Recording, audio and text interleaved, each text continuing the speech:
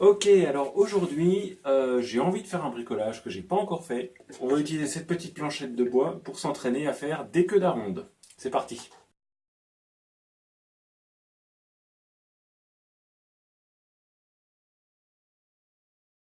Bon, ça va pas être un cours, hein, parce qu'il y a plein de vidéos sur internet pour faire des queues d'aronde. Là, je vais juste essayer de les faire et on verra bien ce que ça donne. Donc là, je me suis fait 4 petits morceaux de bois. Enfin, en tout cas, il a l'air assez sympa à travailler, je sais pas ce que c'est. Et l'objectif, c'est de faire 2 queues d'aronde. Comme ça, si je me foire, j'en ai toujours une à faire.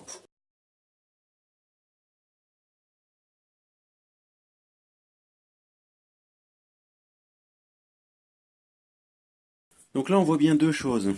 Que de ce côté-là, j'ai coupé à l'intérieur du trait. J'ai pas coupé sur le trait. Et de la même manière, ici, j'ai coupé à l'intérieur du trait. Là aussi, là aussi.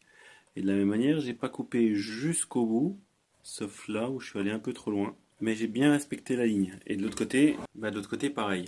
Sauf qu'on voit pas les traits. Donc l'idée, c'est d'enlever le plus gros de la matière avec la scie, tout en respectant les lignes de coupe pour ensuite nettoyer tout ça au ciseau à bois. Et c'est ce qu'on va faire maintenant.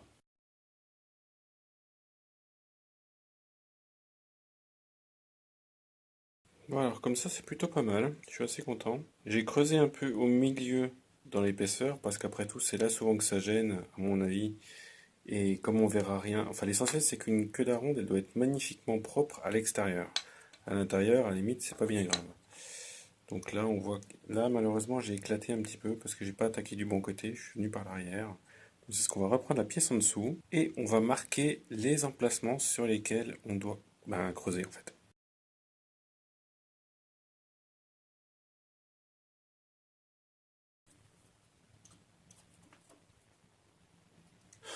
Bon, et ben j'ai oublié le principal. Et le principal, c'est que normalement, avant de commencer à creuser puis à gratter, on vérifie de temps en temps que ça rentre pas, que ça rentre pas, que ça rentre pas, que ça rentre pas. Donc là, je sais pas comment j'ai pris mes traits, mais je me suis bien foiré. J'ai tracé n'importe comment. Et c'est foutu. Faut que je recommence.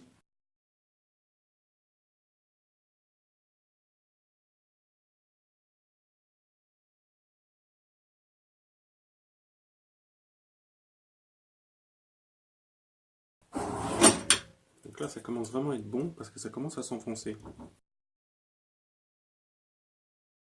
Et voilà. Alors là, je pense que c'est bon. On va pouvoir tranquillement.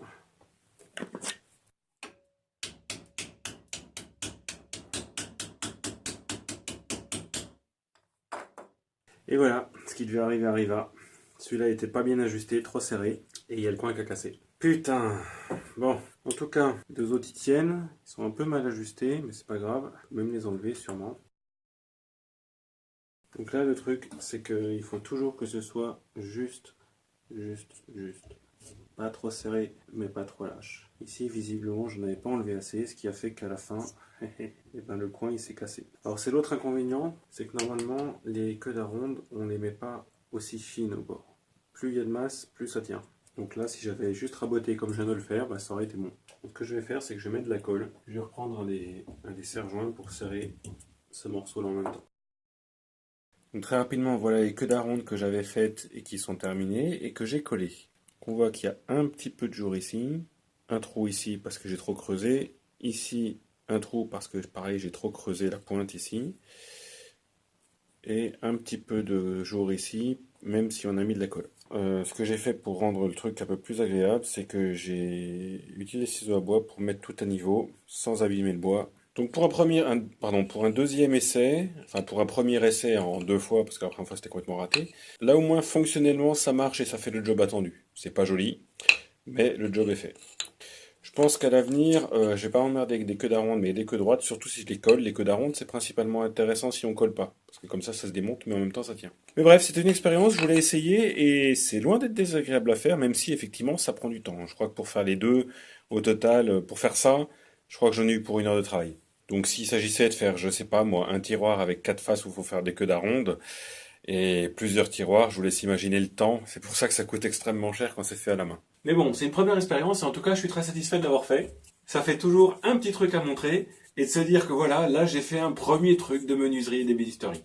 Ça fait plaisir. Alors, je le mets là, comme trophée, sur mon étagère.